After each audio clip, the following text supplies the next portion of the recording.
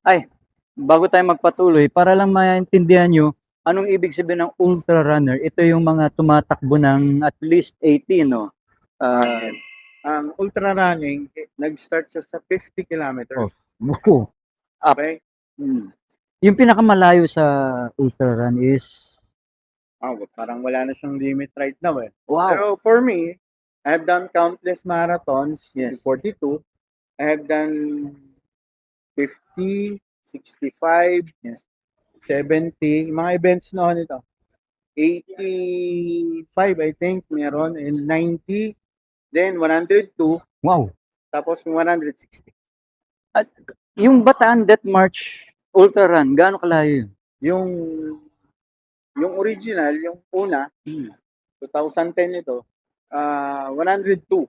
Holy moly. Okay? Tapos 2011, meron na siyang 160. Wow. Tapos 2012, meron ulit 160. Even up to, I think, meron pa ngayon eh. Kasi the last time I joined, 2016, Hmm. ano na ako eh, self-support na ako.